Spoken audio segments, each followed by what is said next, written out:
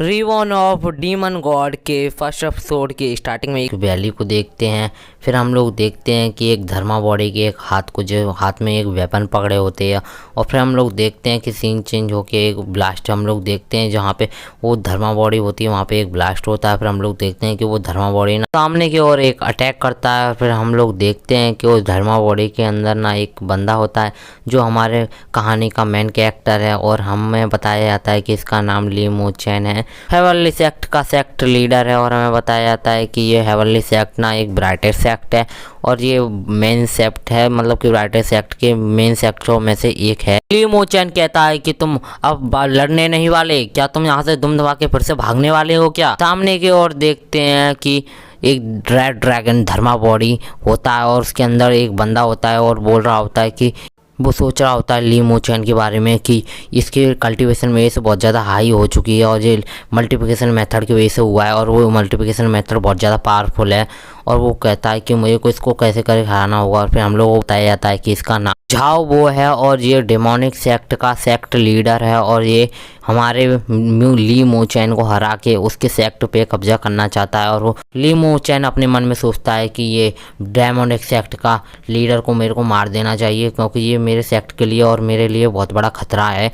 और यही सोच रहा होता है वो अपने मन में। झाओ वो हमारे ली मो चैन को देखते हुए सोच रहा होता है कुछ और फिर हम लोग देखते हैं कि वो उसका नाम लेता है ली मो चैन। तुम मेरे हाथों से अगली बार नहीं बचोगे और इस बार तो मैं जा रहा हूँ। अगली बार मैं अपने इस बेटे को भी साथ में लेके आऊँगा और इस बार अगली बार मैं तुम्हें मार दूंगा। और हम लोग देखते हैं कि वो अपने सेक्ट के सारे लोगों के साथ में वहाँ से जाने लगता है। फिर हम लोग देखते हैं कि ली मो चैन अपने सेक्ट के ओर वापस जाने लगता है और हम लोग देखते हैं कि वो अपने तलवार को हाथ में पकड़ते हुए वहाँ से जाने लगता। तभी ऊपर से आवाज़ आती है, सीनियर ब्रदर आपने उन डिमोनिक सेक्ट के लोगों को भगा दिया क्या। तभी ली मो चैन ऊपर की ओर देखने लग जाता है आखिरकार है कौन। तभी हमें देखते हैं कि वो एक लड़की होती है जो स्वॉर्ड पे बैठी होती है। फिर हमें बताया जाता है कि ये सायू है Y sect leader heavenly sect की। और वो नीचे आती है और कहती है कि सीनियर ब्रदर डिमोनिक सेक्ट के सारे बंदों को क्या आपने भगा दिया।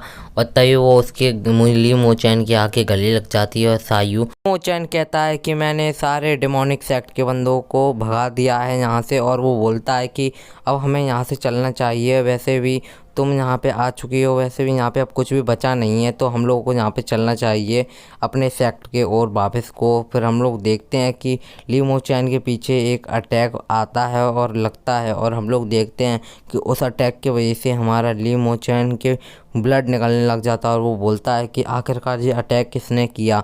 फिर हम लोग देखते हैं कि उसके पीछे ना मतलब सायू खड़ी होती है और बोलती है कि ये अटैक मैंने किया और तुमने ये कैसे सोच लिया कि हम दोनों एक लवी डबी कपल हैं, क्योंकि तुम्हें पता है ना कि मैं तुम्हारे प्यार में बिल्कुल भी नहीं हूँ, तुम तो मेरा उल्टे मेरे प्यार में हो। मैं तुम्हें बता दूं कि मैं तुम्हारा सिर्फ यूज़ कर रही थी। मुझे को पता है कि तुम एक रेयर जीनियस हो जो सिर्फ है ना एक कॉन्टिनेंट में सिर्फ एक ही पाए जा सकते हो। और मेरे को पता है कि तुम्हें मारना एक बेस्टेड होती, मैं तुम्हारे सारे सीक्रेट जानने के बाद तभी तुम्हें मार देती।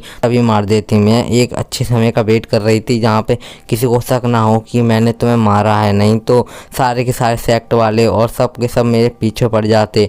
और वो बोलती है कि तुम्हें अब मर जाना चाहिए, तुमने जितना जीना था उतना तुम जी चुके हो, अब तुम्हें शांति से मर जाना चाहिए। वैसे भी तुम्हें अब वो पोजीशन सेक्ट लीडर की अब वो मेरे को दे देनी चाहिए, वो भी अपनी प्यारी सी सायू को दे देनी चाहिए। ये कहते हुए सायू ली मो चैन पे अटैक कर देती है और हम लोग देखते हैं वो अटैक जाके सीधा ली मो चैन के सीने में लगता है, जिस वजह से वो बहुत ज़्यादा इंजर्ड होता है और उसके मुँह से खून निकलते हुए वो जाके ना ज़मीन पर जाके गिर जाता है। और वो कहती है कि तुम्हें अब रजिस्ट नहीं करना चाहिए मेरे अटैक को और शांति से मर जाना चाहिए, जिससे मैं तुम्हें एक शांति से एक चैन की नींद सुला सकूं, जिससे तुम्हें ना कोई भी ज़्यादा दर्द नहीं होगा। और वो क्या बोलते हैं, फिर वो हम लोग देखते हैं कि वो मर चुका होता है और उसकी आत्मा है ना वो आसमान में निकल जाती है, गोल्डन कलर की होती है। फिर हम लोग देखते हैं कि उसकी है ना उनका सोल होती है वो एक माउंटेन पे जाके देखते हैं कि एक माउंटेन पे आ चुकी होती है और वहाँ पे सामने एक बंदा होता है जिस मतलब कि वो लेटा होता है और हम लोग देखते हैं कि वो मर चुका होता है। उसके अंदर ना हमारे बॉडी के अंदर हमारे ली मो चैन की आत्मा घुस जाती है और वो उसकी आंखें खुलती हैं और वो कहता है कि मैं कौन हूँ। और फिर वो साइड में देखता है, वो बोलता है कि मैं मैं जिंदा हूँ। और वो अपने चारों तरफ देखने लग जाता है और कहता है कि आखिरकार मैं हूँ कहाँ पे। और वो थोड़ा परेशान हो रहा होता है और इधर उधर देखते हुए कह रहा होता है कि मेरे को लगता है कि मैं एक केव के अंदर हूँ। और वो अपने हाथ को देखता है और कहता है कि मेरे हाथ को क्या हुआ। और वो अपने हाथ को देख के वजह शॉक हो जाता है और वो कहता है कि ये मेरा हाथ तो नहीं है। और वो सोचने लग जाता है कि उसकी मतलब कि वो रिवॉर्न हो चुका है, क्योंकि है ना उसके पास्ट लाइफ में वो मर चुका था। और वो उसका सर दर्द करने लग जाता है और कहता है कि सायू ने मेरे को मार दिया था। और उसको याद आ रही होती है और वो गुस्से में कहता है कि सायू मैं तुम्हें माफ़ नहीं करूँगा, मैं तुम्हें ना अपना मतलब कि कल्टीवेशन इंक्रीज करने के बाद में मैं तुम्हें मारने के लिए ज़रूर आऊँगा। ये कहते हुए वो गुफा का एग्जिट ढूंढने लग जाता है। ली मुचेन चारों ओर गुफा के एग्जिट को ढूंढने लग जाता है और हम लोग देखते हैं कि उसको एग्जिट मिल चुका होता है। और वो उस दरवाजे को ढक्कन लगाने लग जाता है और बोलता है कि ये ढक्का वो कहते लगाने से भी ये थोड़ा भी हिल नहीं रहा। और वो बोल रहा होता है कि ये बहुत ही ज़्यादा हैवी है और मैं इसको तोड़ के नहीं निकल सकता, क्योंकि ये इसने मतलब कि इसका इतना ज़्यादा कल्टीवेशन नहीं है जिस वजह से मैं इसको तोड़ के यहाँ से निकल सकूँ। और वो सोचने लग जाता है कि वो यहाँ से कैसे निकल सकता है। और वो सोचता है कि मेरे को यहाँ से है ना यहाँ से निकलने के लिए अपना कल्टीवेशन वेस्ट को बढ़ाना होगा। और वो अपने चारों तरफ देखने लग जाता है।